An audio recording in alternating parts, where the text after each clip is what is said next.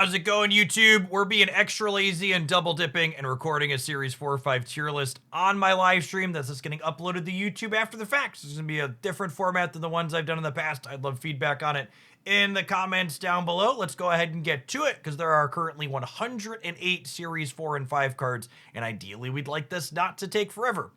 To run through kind of the details of what my ranking system is going to be, I don't think a quite A through S ranking is good for rating cards in Marvel Snap because of how regular they do live balance. So while I do have strong and fine and mediocre for cards, it doesn't necessarily apply to just the strict current metagame so much as it's a historical snapshot of where the card fits into Marvel Snap in general. I also talk about the cards as whether or not they are defining, meaning they are a cornerstone in the archetype in which they're being played, as opposed to something that's replaceable, where it's a generically good card, but you can also swap it out for something else in the deck, and while that'll make that deck worse, it doesn't make it unplayable, such as, say, cutting Airishim from an Airishim deck would be. Let's start right here at the top of the alphabet with Agent Venom, who's a good example of a archetype defining card. I think he ranks pretty appropriately and fine. Was originally a powerhouse when it dropped, but it settled into like a B tier-ish part of the metagame, and I don't really expect that to go up or down in the future.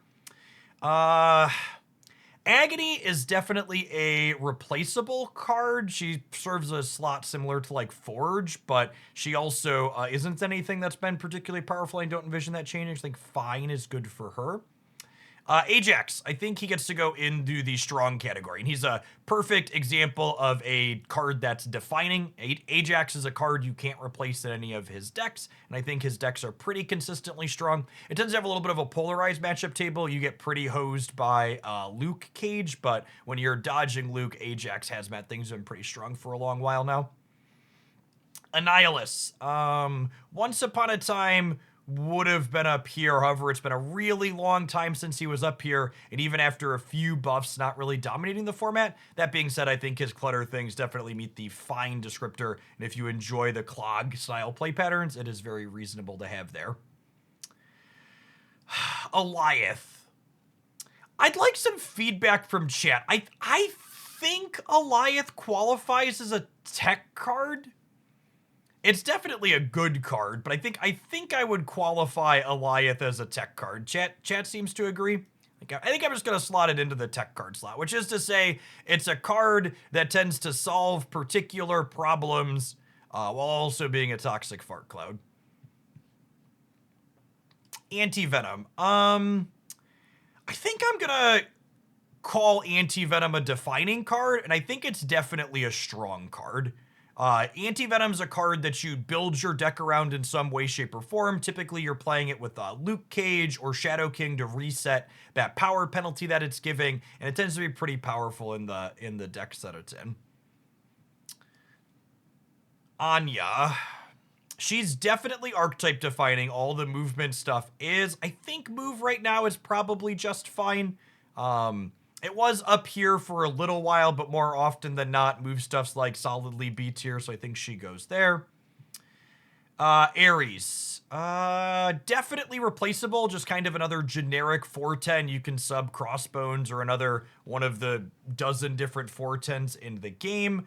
Scar stuff is still pretty reasonable. I think I'd drop this in strong because of Scar stuff. Airishim. As much as I wish it wasn't, it is definitely defining and strong. You can't replace Airishim in its decks. Baron Zemo. I think Baron's just fine these days. You could argue it's maybe a defining card inside of Mill, but Mill's not really a deck that like has a payoff for doing its thing other than annoying your opponent, so I think I'd drop him here. Beta Ray Bill. I'm gonna cope and say Beta Ray Bill is defining and fine. I think this one treads a thin line in between these two, but I'm gonna say, especially with just being right before Fire Hair releases, I'm gonna speculatively say Beta Ray Bill should be defining and fine at a minimum.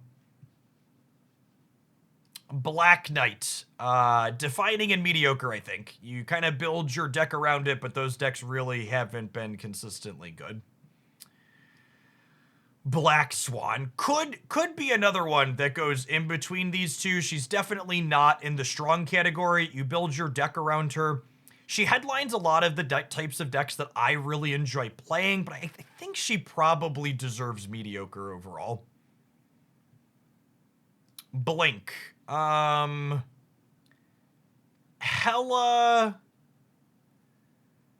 really wants this card, and I think Hella is still fine, and I think you can't really replace her inside of Hella, so I'm going to put her as defining. Blob's kind of a quintessential replaceable but strong. Like, he's a big dumb thing, and you could replace him with a different big dumb thing. Bruce Banner. I'm going to say Bruce Banner is still kind of mediocre even after his buff. He's also a card where I think if he's good, the game's kind of worse off, so hopefully he stays there. Kyra. I'm going to say she's replaceable, but only fine. While she's obviously kind of unique in what she does, I think a lot of decks that are playing her could happily play Armor or Cosmo and get a similar effect a lot of the time, while also being marginally better in other spots. I'm going to put Bullseye in Defining and Strong. I actually think the discard Dakin deck is one of the best decks in Marvel Snap right now that just isn't more popular because it requires a lot of niche-specific cards like Bullseye and Frigga and others. Cannonball. I'm going to give him replaceable, but fine. Still sees play in Scream decks on occasion and Clutter, but you can also just like play Shang or other big thing in those spots. Cassandra Nova. Cassandra's interesting. I feel like I could justify putting her as a tech card because of just how many big deck things there are in Marvel Snap now. So I think I'm gonna put her there. I think you could make an argument that she's also like replaceable and strong as just like a generically good 3, but I think tech cards more appropriate for her as we add more and more cards to the game that make your decks bigger. Copycat is replaceable but strong. She's a generically good 3 that you're never building your deck around. Corvus Glade. I need opinions from degenerates. Is Corvus Glade a must play in Hella or no? Most of the Hella decks aren't playing this card, right? He definitely deserves Defining because you build your deck around him, but if Hella doesn't want him, he's definitely mediocre. Dakin's going up here with Bullseye for the same reasons we said before. Cull Obsidian. I think I'm just going to put all of the Scar enablers in replaceable but strong because they're all kind of interchangeable with the other 410s in the game, so. Darkhawk. I think Darkhawk is significantly better than its play rate implies, and it's definitely an archetype-defining card. You build your deck around it. Doom 2099. I'm going to put this one in fine. You definitely build your deck around it so you can't replace him in decks that he's in, but he's not really dominating anything. Diamondback. I think I'm going to split the Ajax cards here because I think while the Ajax deck itself is good, I'm skeptical that Diamondback is actually worth playing in it. So, like, your deck is built around it, but I think it's not that good in the decks that are built around it. Elsa Bloodstone. As much as it pains me to put my girl down here, you gotta build your deck around her. She's usually not super replaceable, but she's definitely not super strong.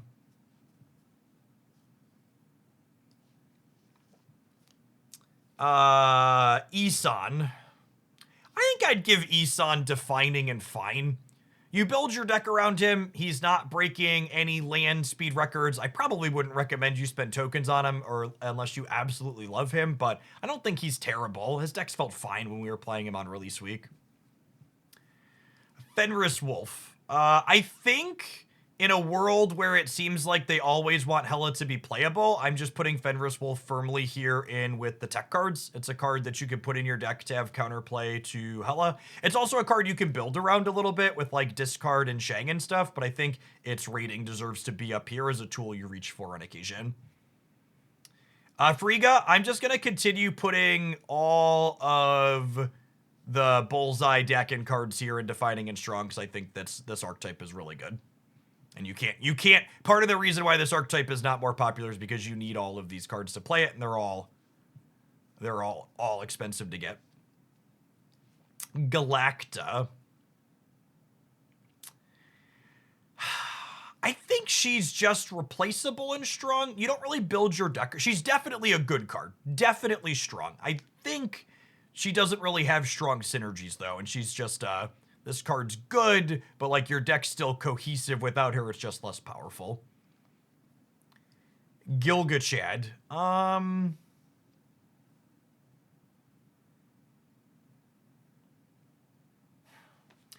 I think the Zoo deck's kind of okay right now, but I also don't think Gilgamesh is super necessary for it. I think he's one of the weaker cards in that archetype. He could be defining and fine, but I feel like I lean towards mediocre. I think his archetype is fine, but I think him inside of it is not that important. Galactus is definitely defining and definitely mediocre, which makes me happy to say.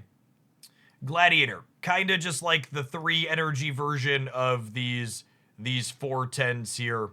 These are good 3-drops that you can replace. Gorgon. Definitely a tech card. Gore. I feel like Gore is somewhere between defining strong and defining fine. Definitely a card you build your deck around. I think I'm going to err on putting him in fine. He's very good in his decks, but his decks tend to only be okay. Grandmaster. He goes in this deck, but I actually don't think he's necessary in that deck. I kind of like Moon Girl better than him. You build your deck around him. He's also kind of replaceable, though, in his decks, right? Because you could, like, squint and use Absorbing Man. I think I'm going to give him replaceable, but fine. High Evo. Definitely defining, I think just fine in terms of power level. There's been some Evo decks that have had okay stats recently. Gwenpool goes here with Galacta. You don't really build your deck around her outside of really niche bad decks like Hand Buff, and I think she just goes in here with the Galacta. Iron Patriot, super strong, one of the best 2 energy cards in the game, but unless you're playing something like Victoria Hand, you don't build your deck around him, so he goes there. It kind of hurts me to say this, because he was a card I was kind of excited about when he released, but I think Joaquin is our first king tier. I think the only deck I remotely wanted Joaquin in, I ended up cutting him from, and it felt better without him. I think he's just not a good card. I'm going to continue to put Kate Bishop as our first buy this category. I think she is not only a generically good 2 energy card like Iron Patriot, but she is not replaceable in a lot of specific archetypes.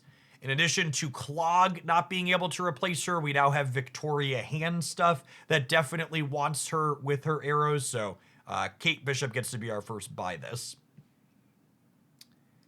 Hitmonkey. I'm going to continue showing you how deeply objective my tier list is as I put another one of my favorite cards down here with Black Swan in mediocre. I think these two are attached to each other. Bounce, Hitmonkey type stuff is a deck that Second Dinner seems to never want to be very good.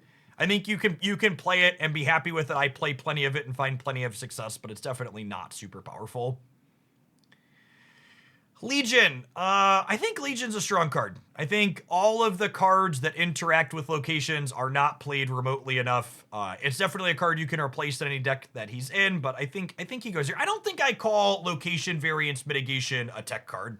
You're not putting Legion in your deck in response to things your opponents are doing, which is what tech cards are. Tech cards are, I'm putting this to stop particular things out of my opponent, which makes Eliath a little hazy here, but I think there's a number of things. Like, Elias, a generically good card that's also a tech card, I think. Laufey.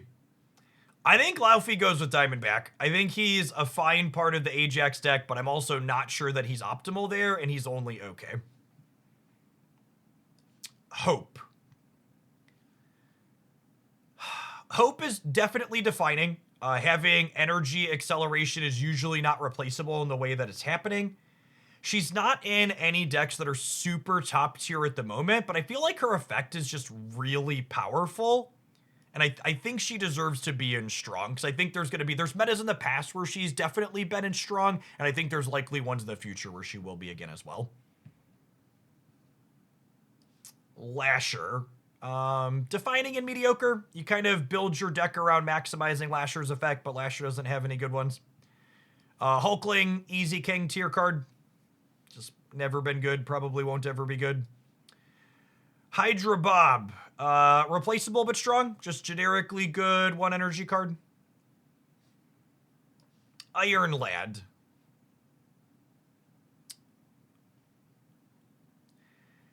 Is Iron Lad just a strong card? He might actually just be fine. Thinking through the things that he sees playing, there's some ways to build around Iron Lad, but he's usually used just more of a generic extra good stuff card. I guess he adds redundancy to some combo decks. I think I'm going to put him in replaceable and fine.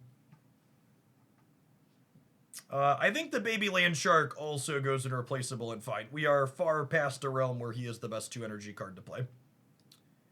Kang gets to go in his namesake tier until they rework him.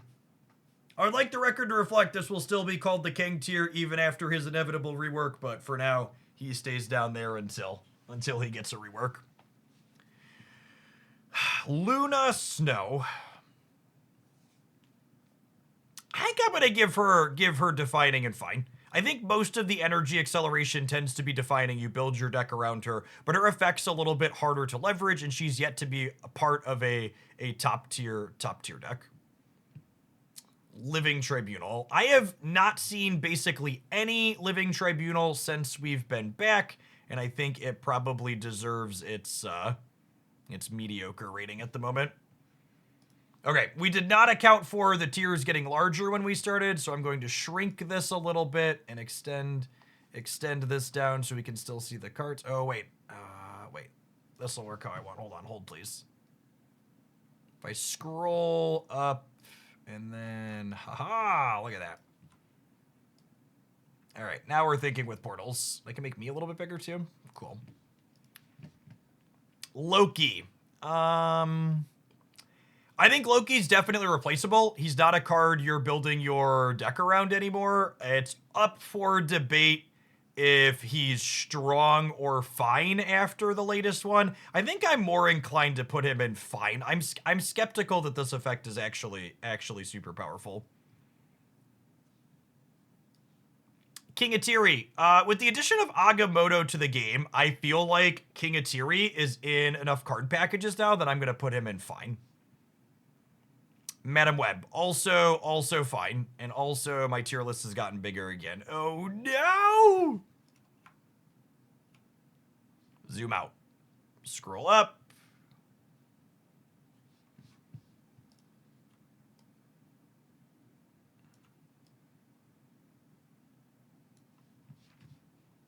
Maybe I do this, actually.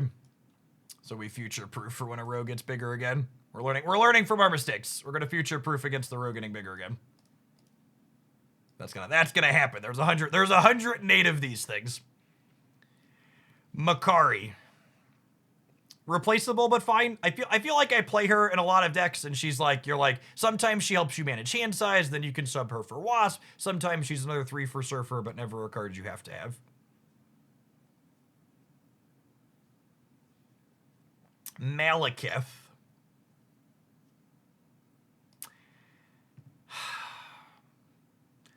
Part of me wants to put him up here with the Ajax package.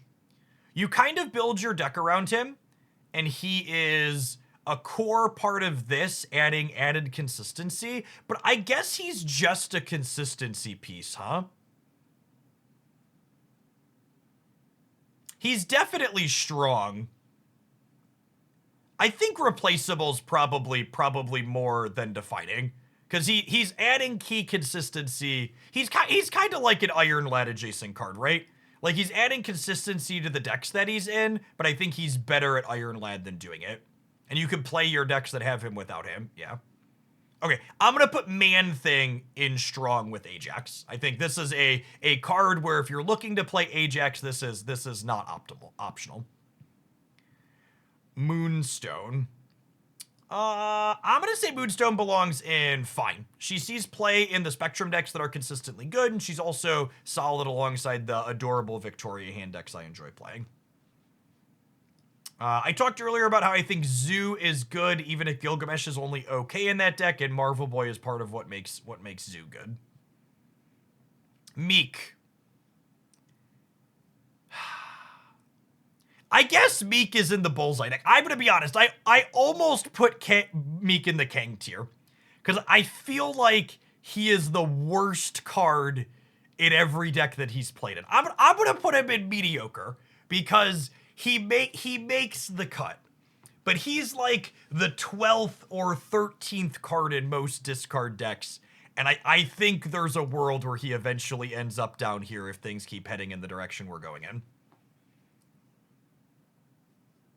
Miss Marvel. I think she's definitely replaceable. She's just kind of a generically good card. She probably belongs in fine, because I think she's a cut below these other generically good 4 energies make stats on the board card. Mockingbird.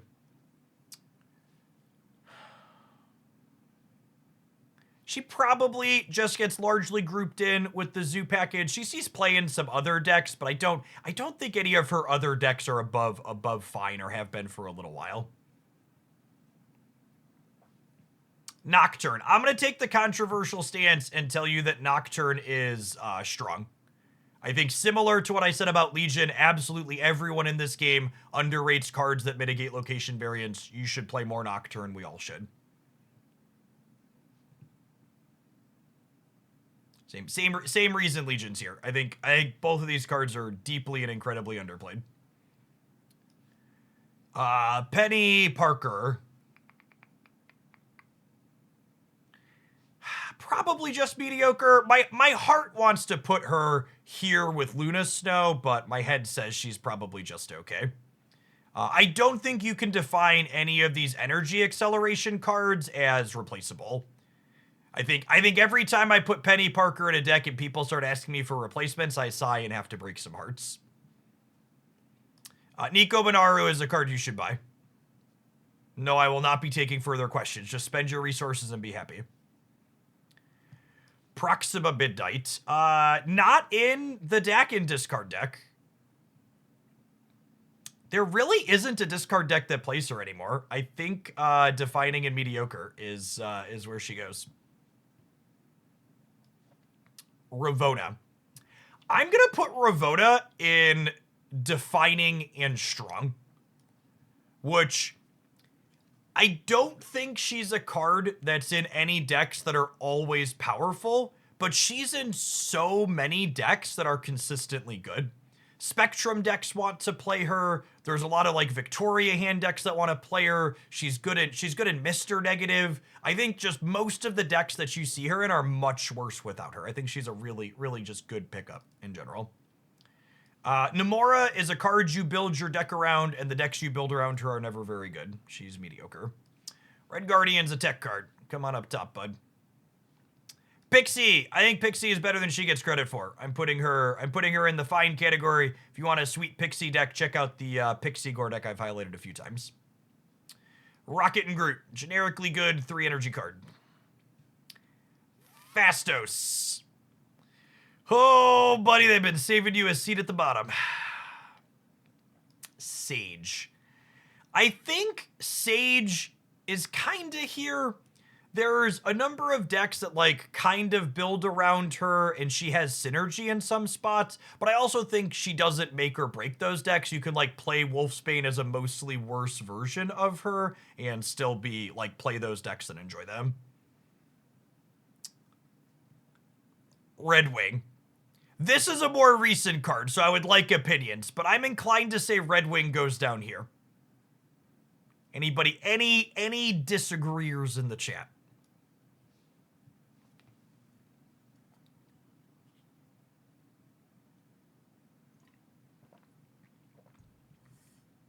Sam Wilson, Captain America. He goes right up here next to Iron Patriot.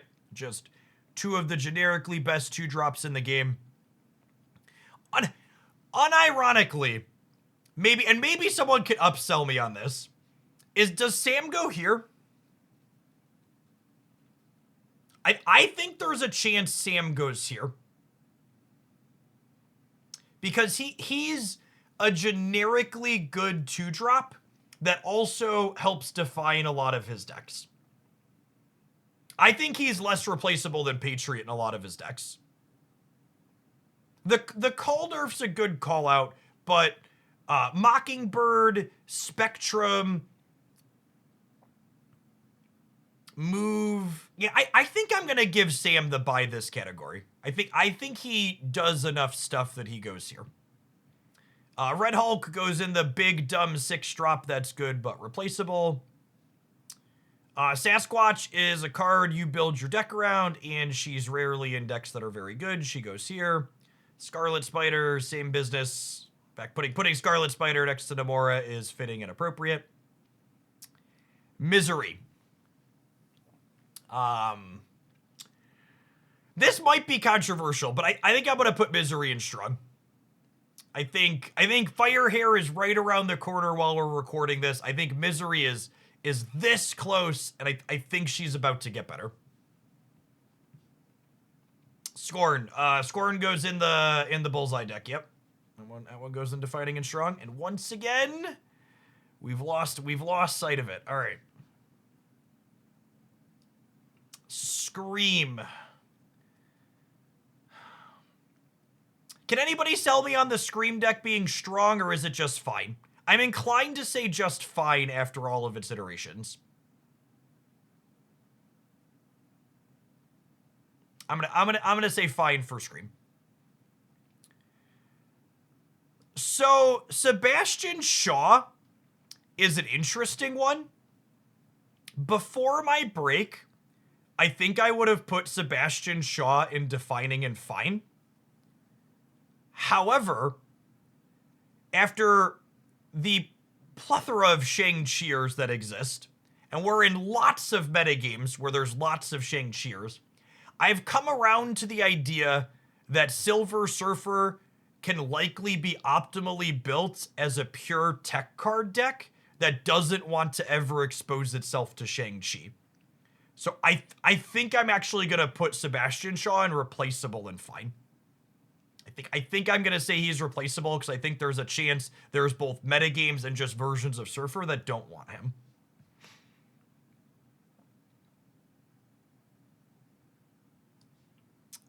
Circe.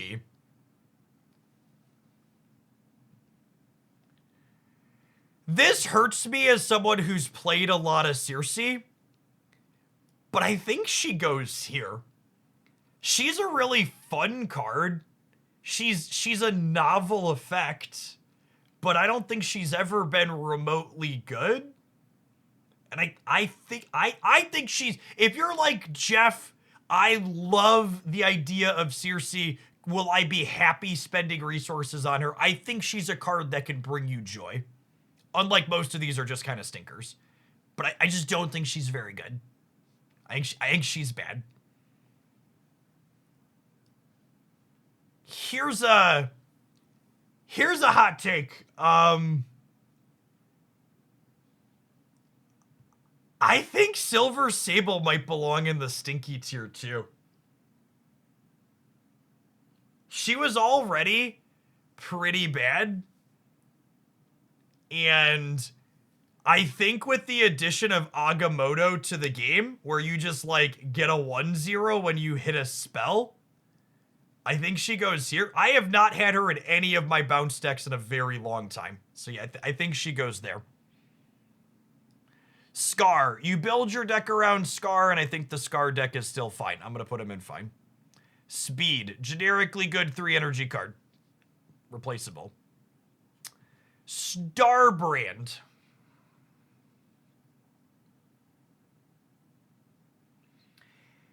I think I'm going to say replaceable and fine. I think I'm going to say replaceable. I don't think he's king tier.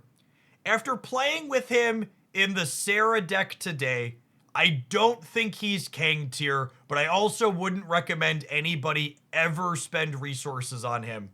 I think he's replaceable, but fine. Dull, very boring card. Agree. All right, let's enhance this slightly here, huh? Maybe? No, I can't even really enhance it. There's just too many of these things, chat. Why are there so many Series 5 and 5 cards? Why? There's so many. This is fine. I just keep getting larger as the video goes on.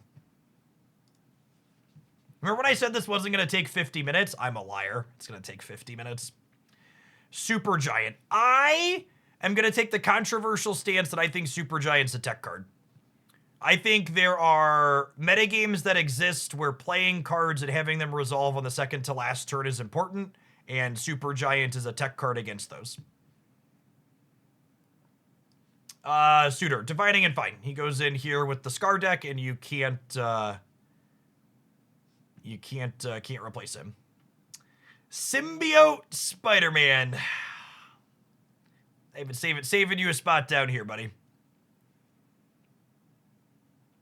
Thaddeus Ross. I think there are a lot of people that are expecting me to put Thaddeus here. I think Thaddeus is a very reasonable, serviceable card that adds redundancy to decks like She-Hulk that really want to draw a key thing that has 10 plus power. I think Thaddeus isn't going to make or break those decks, but I think he is very reasonable in them, and he is best in slot in a number of decks playing She-Hulk. Thanos definitely defines his decks. Looking at the stats after his last buff, I still don't think he's better than fine. I think you could maybe make an argument that he's close to strong, but I think I'm going to land him in fine because he's been fine for a long time. I think he's a very interesting card, and you could win plenty of games with him, but I think he's a cut below some of the other things going on up here, and I also think there's a non-zero chance, as much as it makes me throw up in my mouth a little bit to say this, that his best deck is just playing him with Erishim, and that deck's good because Erishim is good, not because of Thanos. Athena. Athena's not super replaceable in your decks. You make some deck building choices around her, and I think Athena's decks are consistently fine. She's going there. Phoenix Force, definitely defining, feels similar to Living Tribunal in power level. That one can go there. Toxin. I'm going to put Toxin in with Black Swan and Hitmonkey in the defining and mediocre. They just don't want bounce stuff to be good. Uncle Ben. I don't want to say he's defining just because he's a synergy card, but I also don't think he's trash. I'm going to put him in replaceable. I don't think he make or breaks any of the destroy decks I play him in, but I think he's very reasonable. US Agent. I'm going to say US Agent is defining and strong because he's not optional in the Ajax deck. He's making it into this category for the same reason Man-Thing is. I think if you want to play Ajax, you need these two to go with him. Valentina. Probably just replaceable and fine. I've liked her in a lot of the decks that I've played with her in, but she's definitely... There's so many 2 energy cards that generate cards. You can sub her out a lot of the time. Victoria Hand. My heart really wants to put her here. My heart really wants to put her here. She belongs here next to Moonstone. But I just want the record to reflect so she knows how I feel about her. I want to put her here. She's a really sweet build-around card. She's probably my favorite card I've played with since I came back from my break, but definitely only okay. War Machine. I don't think any of the War Machine decks are stellar. I think he defines his deck almost assuredly, but I think he's a cut below most of the stuff up here. Werewolf by Night. Can you believe they finally got this card back to its release stats and it's still just only mediocre? This is another card where my heart wants to put it somewhere else, but I think the dog belongs there. White Widow. I think White Widow's fine. I think White Widow's a reasonable card that's better than her play rate implies. She's super replaceable, not important. She goes there.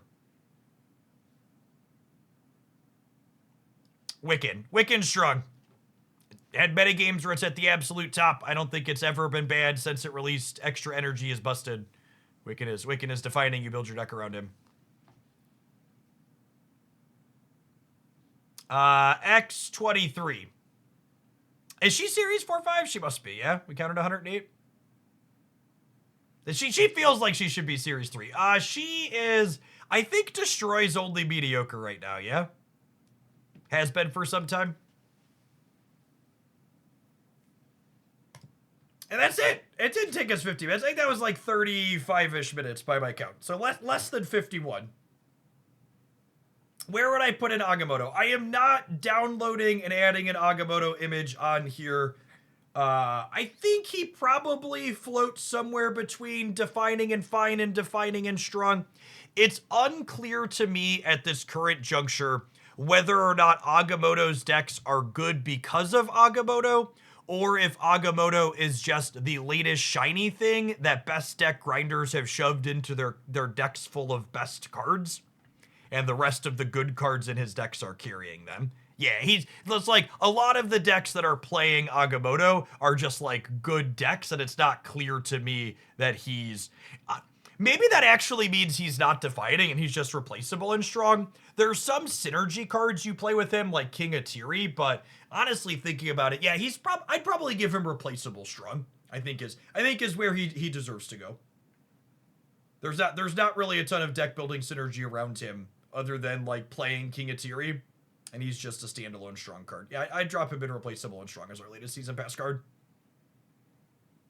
All right, that's the whole thing. Thank you to everybody who watched and gave me feedback when I asked for a couple opinions on things while we were doing this live. If you're watching this on the Hoaglandia Snap YouTube channel, if you're new, make sure you subscribe to the channel for best decks roundups all the time. If you want to see some of these cards and actions on deck index, check out the link in the video description down below to my daily deck highlights channel where I upload different sweet decks, even playing some of these mediocre cards 7 days a week. Appreciate everybody that made it all the way to the end. Hope your next Snap match is a great one.